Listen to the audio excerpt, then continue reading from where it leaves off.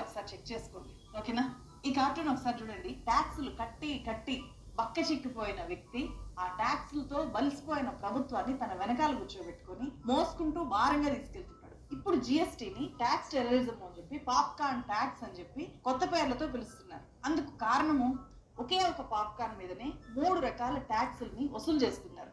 Yes, GST council తీసుకున్న ఈ వింత నిర్ణయము ప్రజలంతా షాక్ తినేలాగా చేస్తుంది. ప్రజల నుంచి ఏ రకంగా అయినా సరే ట్యాక్స్ గుంజడానికి ప్రభుత్వాలు ఇంత మనకి 1 నేషన్ 1 లీడర్ ఉండాలి, 1 నేషన్ 1 ఎలక్షన్ ఉండాలి, అన్ని వన్లు ఉండాలి.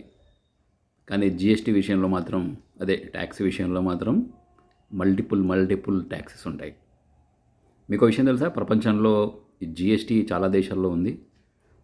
Highest collection rate of interest మన భారతదేశంలోనే ఉంది, హయ్యెస్ట్. భారతదేశం పేదరిక దేశం, పేద దేశం అంటూ గప్పాలు కొడుతూనే ఈ పేదరికం ఎందుకు వచ్చింది? అసలు ఎవరి వల్ల వచ్చింది? మీరు 100 రూపాయలు సంపాదిస్తే వివిధ రూపాల్లో మీ దగ్గర ఉన్న 90 రూపాయలు ఈ ప్రభుత్వాలు దోచుకుంటున్నాయి. ఒక ఎమ్మెల్యే, ఒక ఎంపీ ఎవరి డబ్బుతో జల్సా చేసుకుంటున్నాడు? ఎవరి డబ్బుతో తిరుగుతున్నాడు కార్లలో? పోనీ ప్రజల గురించి, ప్రజా సమస్యల గురించి ఏమైనా పట్టించుకుంటున్నారా? ప్రజలకు మేలు జరిగే విషయాల్లో ఎక్కడైనా వాళ్ళ కాంట్రిబ్యూషన్ ఉందా? లేదు. వాళ్ళ అధికారం శాశ్వతం చేసుకోవడం కోసం, ఎక్కువ రోజులు వాళ్ళే అధికారంలో ఉండడం కోసం, వాళ్ళకు కావాల్సిన ఆర్థిక విధానాలు అంటే ఇన్కమ్ జనరేషన్ అని చెప్పుకుంటూ ట్యాక్సుల రూపంలో బాదుతున్నారు. ఒక చిన్న ఎగ్జాంపుల్, పాప్కార్న్ తింటే ట్యాక్స్. అందుకే మీ అందరికీ నేను ఇచ్చే సలహా ఒకటి, ఈ నూతన సంవత్సరంలో ఎలాగో 25 వచ్చేసింది కాబట్టి మీరు ఒక రిజల్యూషన్ తీసుకోండి.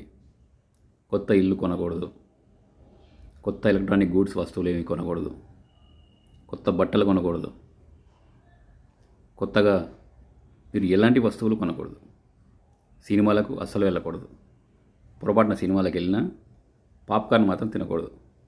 ఎందుకంటే అన్నిటి మీద మీరు ట్యాక్స్ కట్టాల్సిందే. రేపు గాలి పీల్చుకున్నందుకు మీకు ట్యాక్స్ పడవచ్చు, మీరు రోడ్డు మీద నడుస్తున్నందుకు ట్యాక్స్ పడవచ్చు, ఇంకా ఎలాంటి ట్యాక్సులు వస్తాయో మనము ఊహించలేము. అంటే ఈవెన్ పాప్కార్న్ మీద కూడా ట్యాక్స్ అనేది కేంద్ర ప్రభుత్వం తీసుకొచ్చింది అంటే వాళ్ళు ఎంత నిశ్చితంగా, అంటే జనాల దగ్గర నుంచి డబ్బులు వసూలు చేసే విషయంలో వాళ్ళు ఎంత క్లారిటీగా, ఎంత డెప్త్లో వాళ్ళు ఆలోచిస్తున్నారో చూడండి. మళ్ళీ ప్రజలకు సంబంధించిన విషయాలు అంతే డెప్త్లో ఆలోచిస్తున్నారా? వాళ్ళ సంక్షేమం గురించి అంతే డెప్త్లో ఆలోచిస్తున్నారా? విద్య గురించి, వైద్యం గురించి అంతే డెప్త్గా ఆలోచిస్తున్నారా? అంటే ఇది మీరందరూ ఆలోచించాలి. అధికారం ఇస్తే ప్రజల జీవితాలతో ఆడుకుంటున్నారు. ఆలోచించండి.